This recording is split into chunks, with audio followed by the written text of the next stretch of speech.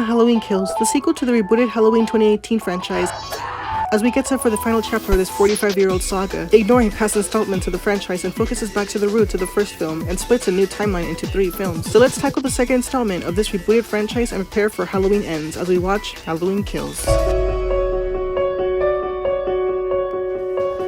The movie thankfully starts off with Allison's cross-dressing boyfriend, and I say that because I really hope he dies in the beginning of this film. I never found him appealing in the first film, and he gave us that bizarre breakup scene. Oh god, what is this scene? What's it? What, dude? Have some discretion. Okay. Don't. Here, you know what? No. Fucking precious phone. What the fuck? You're gonna get that. Or you want me to get it? So I'm assuming he's going to die for it, since he got away scot-free last time. He sees an injured Officer Hopkins, who was hurt in the last film. He needs to die. Who needs to die? He needs to die. Don't worry, Hopkins. Doctor said he didn't escape. Michael Myers got him. And I'm the one. He's gonna get him. We get a flashback from Halloween 1978, well, an added flashback, to see why Hopkins is so important. And no, Halloween 2018 wasn't being honest with us. Did you know our friend Hawkins here was the first responding deputy when Michael was apprehended in 1978? Actually, wasn't Dr. Loomis the first person to respond when Michael was attacking Laurie in 78? So they made this scene for Hawkins, I guess. Gun right there! Hawkins! You alright? But we do get this cool scene of Lonnie from the original 1978. When the cop enters the home that Michael was in before, they spot Michael when one of the officers are in trouble, and this hilariously happens. I'm warning you!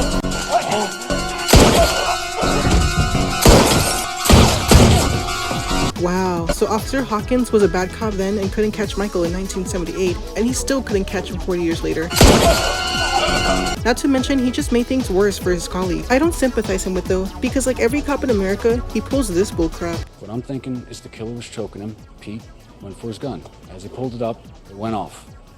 Give me a gun. Also, it was cool to see Dr. Loomis make a return for this flashback, even though it wasn't played by the late great Donald Pleasance. But still pretty cool though. Officer Hawkins, tell me, did Michael kill again? Also, we get this shot of Michael being stopped and surrendering to the cops. I think they're trying to pay homage to the 1978 film when he killed his sister. But does that mean the scene where he escapes and falls in the original never happened? Or what does this mean? If so, wait, what? That doesn't make any sense. If this continues right after the original 1978 film, why would they want to alter a classic iconic scene? That doesn't make any sense. And I don't like that they did this to prove that Officer Hawkins sucks. This timeline could have made sense if the movie took place after Halloween 2 in 1981, but no, let's do this instead.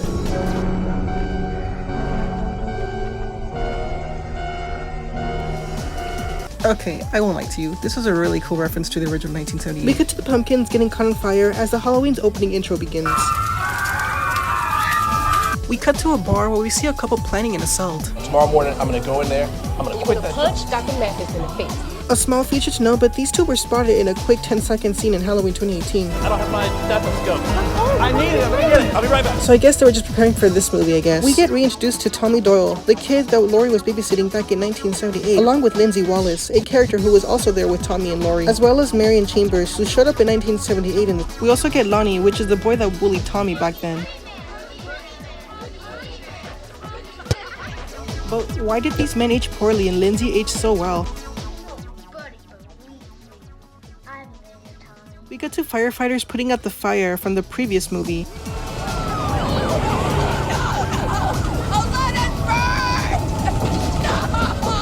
As Michael pulls up and kills a fireman. Get someone else down here!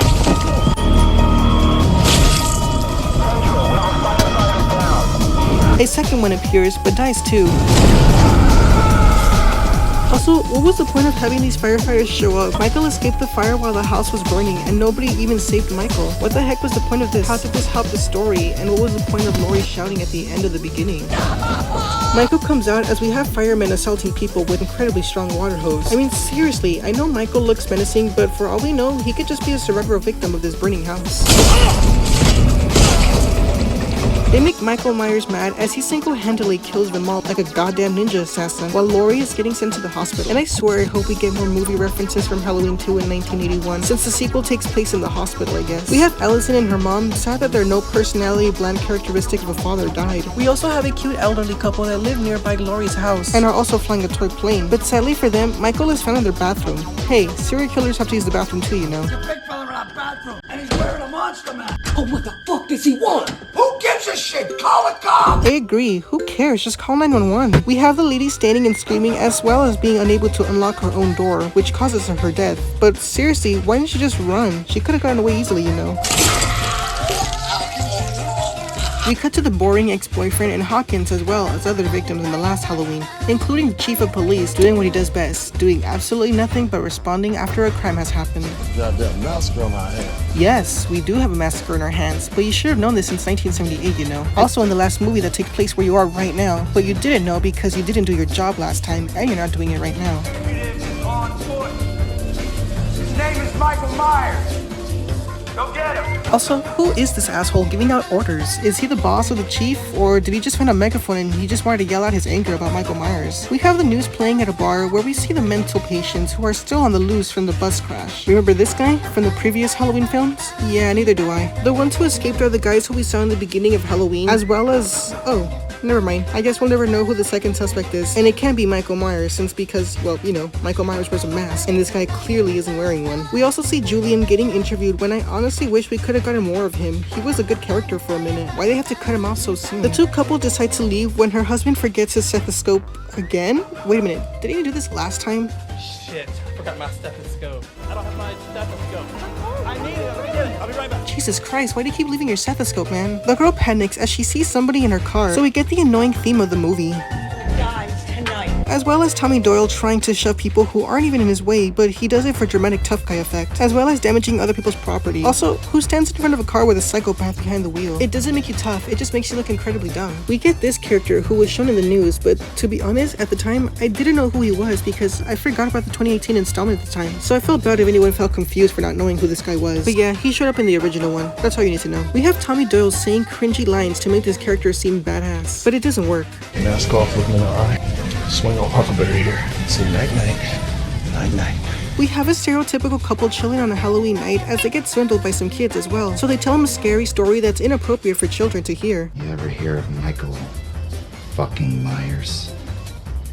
He stabbed his sister in the tits. And it works, I guess. Also, I'm not too sure if these kids are supposed to be the same ones we saw earlier from the movie because they had parents, but I could be wrong because these kids are alone now and they have different characteristics than the last film. After 41 minutes into this long introduction of a movie, we get our characters in the hospital talking to the police. How did you know how to find your grandmother?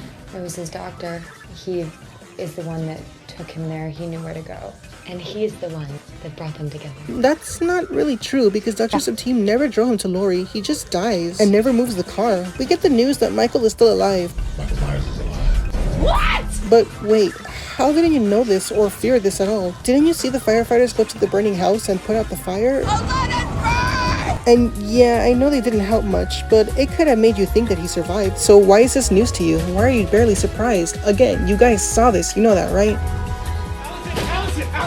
This is the last thing we need right now. Another useless horror movie character. He should have just died in the beginning, you know. Oh my god. Why is she pulling this shit? What happened to him cheating on you? You literally had his best friend killed because you were upset, so you walked with him just so you can make him jealous, and now you forgive him? Okay. We get an irritating character change for Allison as she wants to be a badass too. So she joins Tommy and her boyfriend as well as his dad. And her ex starts acting all manly, but it's kind of too late for you to do that since I saw your Halloween costume from earlier tonight, dude. Again, these kids are incredibly stupid for wanting to go on a manhunt when there's a bunch of police finding them professionally, I think. And I agree with this annoying mom spewing out facts. The police are out there looking for him. You think you're the one that's gonna find him? Sit in that room and wait with your grandmother. Now! But she continues to be annoying because as soon as the scene finishes, we cut to the mom nagging to the doctors and nurses like she did with the cops in 2018. Security guards? Do you have security guards? It seems like you should have security guards in case something like this happens. We cut to Allison next to Lori, and so far, this movie hasn't given us that many Halloween 2 references in the second rebooted installment. But since Lori hasn't done anything in the first half of the movie like the second film in 1981, then I think this film succeeds in trying to create a second reboot of the franchise since she's just chilling in the bed the entire time of the movie. We have Tommy and Lonnie acting like irresponsible Second Amendment defending drunken American morons because as they single-handedly form their own manhunt, not only do more guests come to hell from the bar, but Allison joins too, and I'm guessing they're just letting anybody hold a gun, even if they have no experience. You coming with us? See what you got. And also say cringy, unbadass lines. Michael Myers has haunted this town for 40 years. Tonight we hunt him down. Oh my god, just stay with your grandmother and smoke a bowl, Allison. We have Tommy yelling at random pedestrians and giving out orders like he owns the city. But I'm pretty sure it's just a certain privilege running through his system right now. Excuse me. I need some good people. I'm not afraid to get their hands dirty. Everybody else needs to go home. Yeah, he tries to sound tough, but he just looks incredibly stupid. I mean, seriously, he just came out of a bar. You know that, right? For all we know, he's probably driving drunk right now. No wonder he's just giving out guns to strangers and kids and proceeds to harass others minding their own business in the streets. If anything, Tommy's the one who should be in jail. He's clearly had too much to drink. We also have a moronic Allison. Again, sorry, people. We also have a moronic Allison shouting outside the window like a crazy drunk yelling at citizens in Halloween who are simply trying to mind their own business. Go inside, it's not safe to be out, go! It's not safe to be out! We get to our other idiotic American Tommy Doyle, who only gathers men in his hunt because, you know, I guess he thinks women can defend themselves from horror movie situations. So yes, grab a bunch of men by your side, Tommy Doyle. That definitely doesn't make you look fruity or emasculating at all. The mystery gang spots children minding their own business at a playground, so Lindsay harasses them on Halloween. Hey! What are you guys doing out here? Jesus Christ, lady, you look crazy approaching kids at night like this. Just let them be. It's Halloween, they're trick-or-treaters. It doesn't take a rocket scientist to figure this out. It's Halloween. We were trick-or-treating, we got a whole bag of candy. And I gotta be honest, this scene is really entertaining as these kids are really enjoyable to watch. Where are your parents? No, wait for our friend. And like, there's a creepy man in a white mask, and he keeps like trying to play hide and seek with us, and he pops out like peekaboo. I mean, we're not 3 years old. Come on, man. Oh look, there he is. Oh, hello. Run! Go home now! We cut back to Mystery Inc. and their non-experiences with weapons. Never fired a gun before. Right, so I don't even know why they gave you a gun. Exactly! They were just literally handing them down to everybody, that's what I'm saying. That's enough. Give me. I shot this shit before. I got it. Michael's behind their car and they didn't even notice, and Lindsay doesn't even say anything. Also, a cool reference by the way to the original.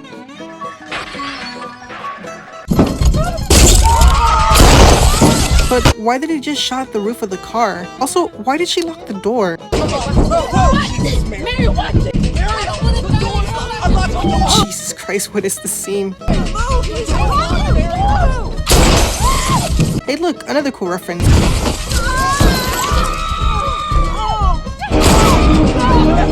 And how come these two don't even know how to open a locked door? You guys work at a hospital, but you don't know how to unlock a door? The woman escapes, but something incredibly stupidly funny happens. Shoot him, Marion! Hey, Michael! This is for Dr. Loomis.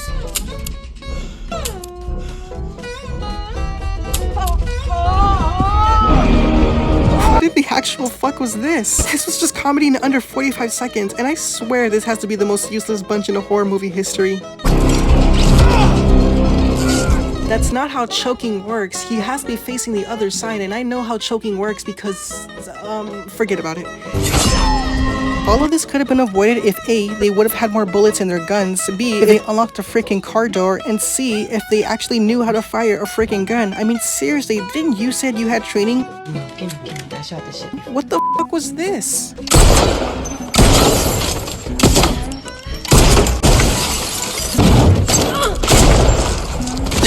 I can't with this movie. As the worst group in horror movie history is dying, Lindsay finally comes to the rescue with a bag full of bricks. But instead, she fights Michael off. But unfortunately, the battle is too strong for her, so she manages to escape. Lori wakes up and immediately starts insulting her daughter when she hears her daughter nagging the doctors and nurses at the hospital doing their jobs. Can you just leave your bloody shirt just sitting here? We get to Lonnie talking to Allison how he used to do drugs with her father before he died. You know my dad? Yeah, you're right. He used to sell me peyote. Great adult conversation, by the way. As we get a great reference to Season of the Witch, a movie that takes place in another universe unrelated to the Halloween franchise, but it contains a different story in another universe. Back at the park, the gang finds Lindsay, and back at the hospital, we have Hawkins recovering as Lori hooks him up. Now on a scale from 1 to 10, what is your pain level? Number 11. This will make the pain go away. Will you do me a favor? Help out my friend here. Make it a double. We also get this random 50-second clip just so they can reference the first film. You know, when we were kids, we used to all dare each other to sneak into the old Myers house. I lied. I never made it inside.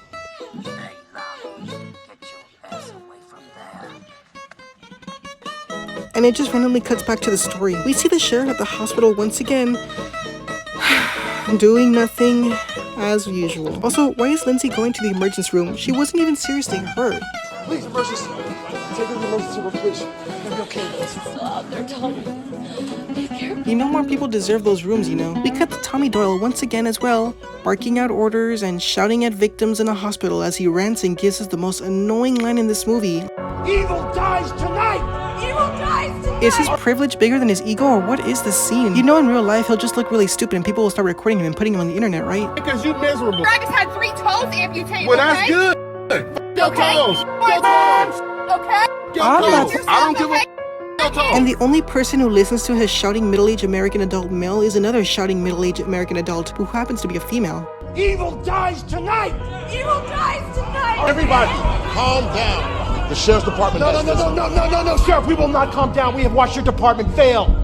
Fail tonight! Yup, that's literally the one thing I strongly agree with you, okay? He hasn't done anything at all in the first one, he hasn't done anything in the second one, and I hope he does something in the third one. So he's got you there, Sheriff. Evil dies tonight! Okay, I honestly despise this scene a lot because it just shows an adult man trying to gain power and be in charge because he's the most upset, and he's arguing with the current adult male in charge who doesn't even do anything, so this is pretty much like the election. Who do you vote for? This guy or that guy? This guy or that guy? Who to pick? The lazy chief who doesn't do shit? Or the crazy shouting drunk American guy who uses his anger and privilege for power? Neither. They're both annoyingly horrible people in this movie who clearly run on toxic American male masculinity who wants to lead because, you know, they're men. So this film is really irritating to watch sometimes, I swear. I am the law, not you. Tommy got even more frustrating to watch as he doesn't even listen to Laurie's daughter to step away from her hospital room. I mean, seriously, he's literally a male Karen at this point. Tommy? Tommy, you can't go in there! Tommy!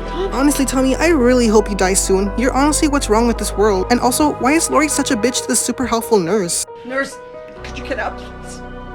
Like, get out now! That's a fucking mood. After 1 hour and 3 minutes into this horrible movie, Laurie finally gets out of bed. No, get the fuck out of my way. Don't!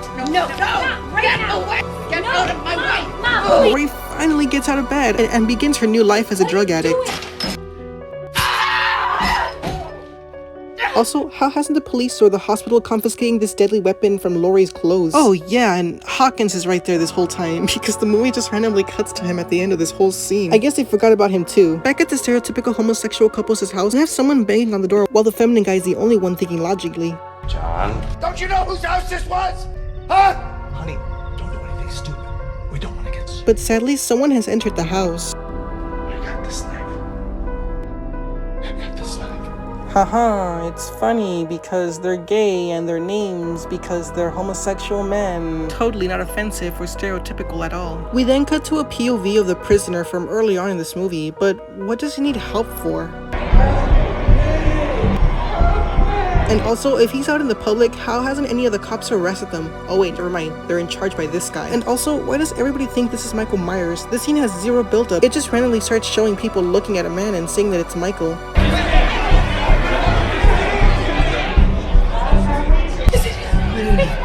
Michael's here! It's Michael. I mean, seriously, weren't they all just yelling at one another? This is really dumb. They literally just randomly start calling him Michael. He doesn't even look close to Michael. His height, posture, and walk. What the hell is wrong with this entire town? What did they smoke? And Tommy? Surprise, surprise, makes things worse yet again. We cut back to the offensive couple looking for the intruder in their house, and surprisingly it's Michael who kills the top.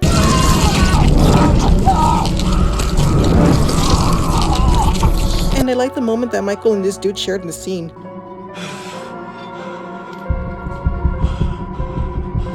Michael. You've come home.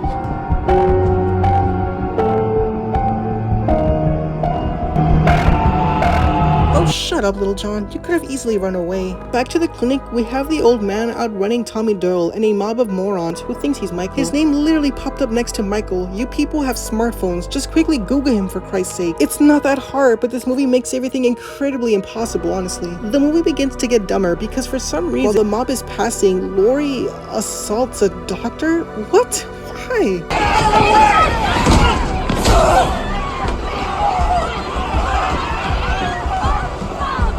Jesus Christ, talk about karma. Yeah, her stitch is ripped because she kicked the doctor in the freaking rib. This was really random and funny in this movie. Please tell me how she didn't deserve this. I did enjoy the scene where this lady looks at Oscar, who I guess happens to be his mom, as he sees his dead body from the previous film. Aw, poor Oscar.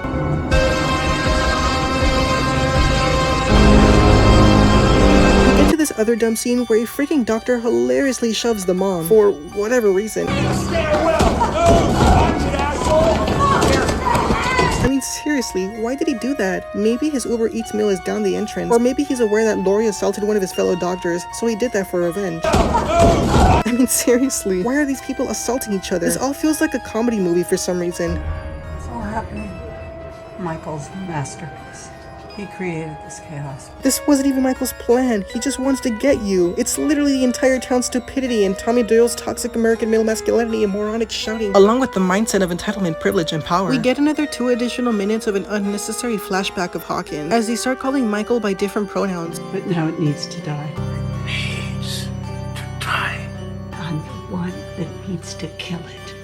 Wait, I thought Michael identified as male. We cut to Karen finding the mental patient, but wait, how the fuck did she outrun everybody? Didn't she fall down the stairs?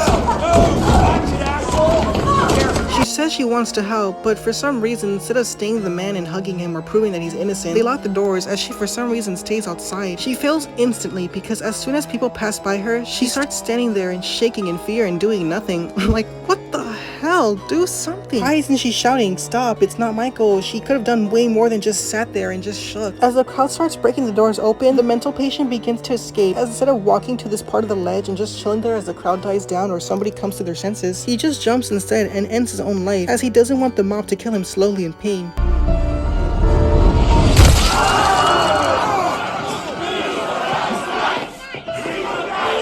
They use this interesting camera angle to envision someone falling from their death, which was something I've never seen in a horror movie, so I think that's kind of unique in my opinion. Also, I don't really feel remorse for this guy committing suicide because in the beginning of the film, he had an addiction to choking himself. Don't you remember that scene? Mr. Toboli here, the gentleman with the umbrella. There's a fixation for such things. The mob finally finds out about the patient. Not him, Tommy! He's always worn a mask. How do we know it's not him? Jesus Christ, can somebody arrest Tommy already? He started this whole rioting mob, caused a disturbance at the hospital, assaulted police, poisoned our water supply, burned our crops, deliberately brought the plague into our houses, drove drunk, and single-handedly forced a crowd to attack a mental patient and caused his suicide. Tommy Doyle has to be the most annoying character I've ever met in a horror movie. Now he's turning us into monsters. Bro, oh my god.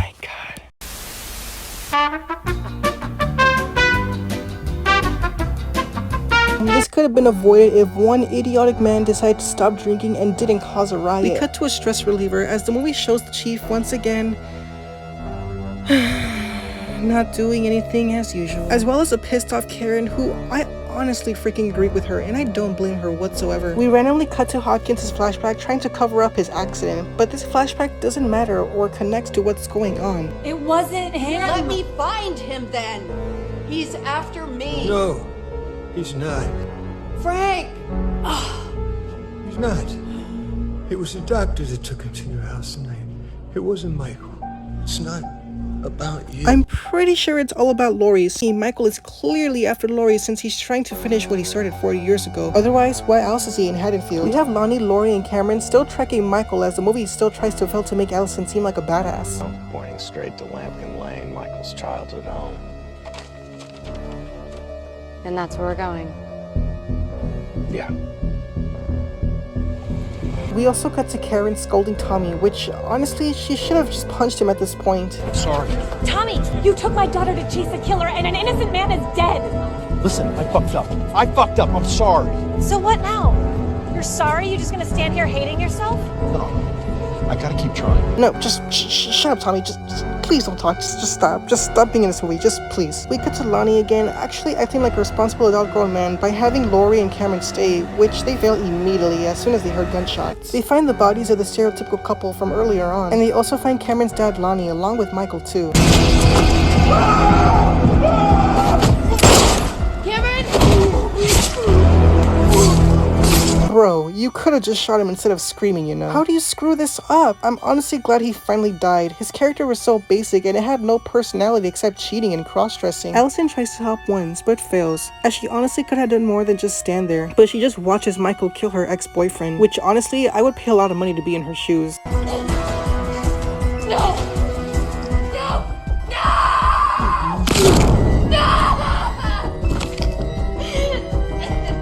Hey, I don't blame Michael. He cheated on you on Halloween. Can you please remember that? As Allison is about to die, her mom comes to the rescue, I guess, in this anti-cinematic scene as she takes away Michael's mask and starts talking crazy instead of just simply running away. I'm an innocent woman, just like your sister was. With Halloween night, she was in her bedroom. Can you feel it? She finally runs away and her plan works as she leads Michael to another trap. Gotcha. Hey, I see what you did there. It's Halloween. Everyone's entitled to one good scare. Hey, I see what you did there too. Nice reference there. Also, I think that this movie is trying to tell me that if the mom would have left the hospital a long time ago, this movie would have been over with, because I guess she's the one who stops Michael yet again. Wow, good job, Mom. As Michael is about to die, we have Karen going back to Allison as the mob. Oh my god. Fails at ganging up and killing Michael.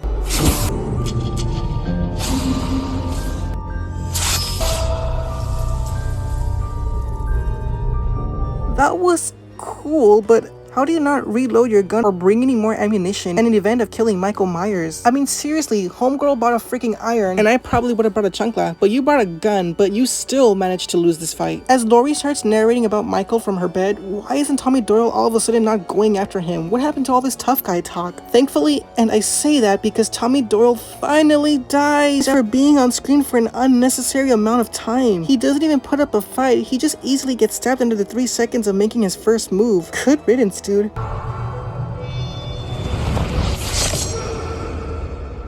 And the movie finally ends with Karen going to Michael's home, where she happens to be the last victim in this horrible, laughable sequel known as Halloween Kills. And that was Halloween Kills. Okay, for starters, this movie was pretty bad, not gonna lie. I genuinely don't know where to start with these flaws, like how the first hour of the film felt painfully long with this slow startup of the action, or how it no reasonably changes the classic 1978 film with these useless Hopkins flashbacks, as well as our characters, and oh god, these characters, I swear. When remembering how dumb Halloween 2018 was with these characters, I think the director made these characters just plain stupid for the sequel.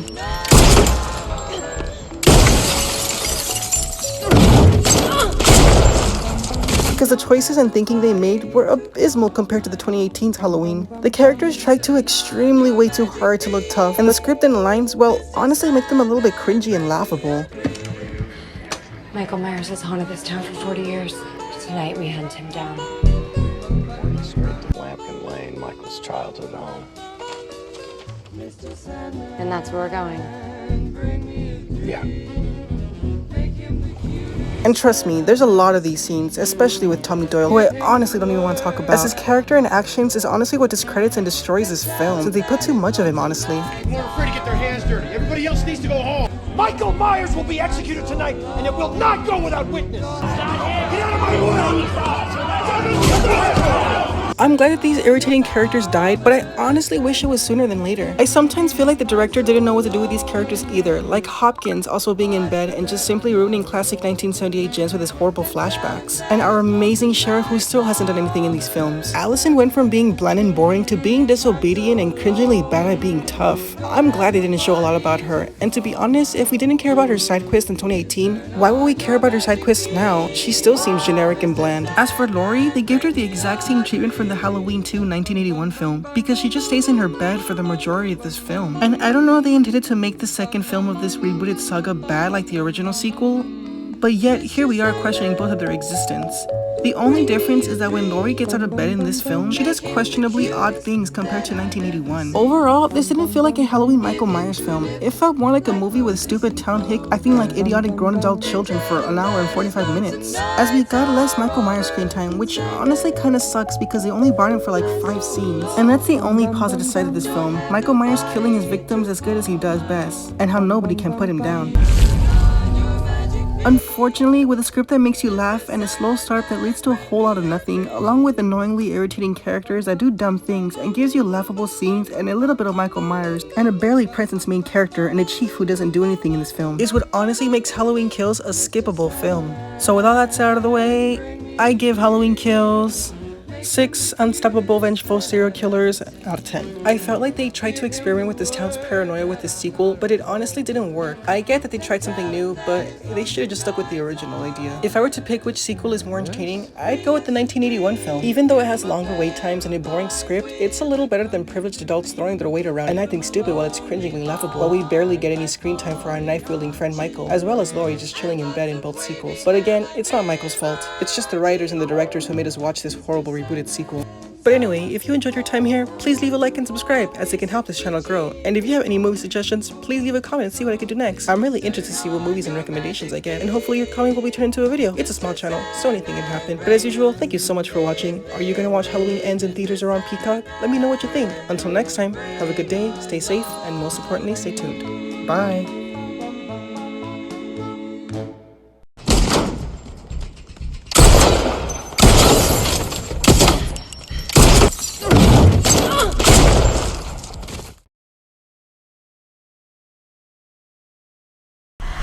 The more he kills, the more he transcends. Run! Go now! He's the essence of evil.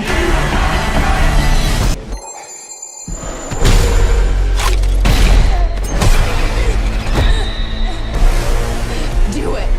Do it! You want your mask? Come and get it! I'm coming for you, Michael.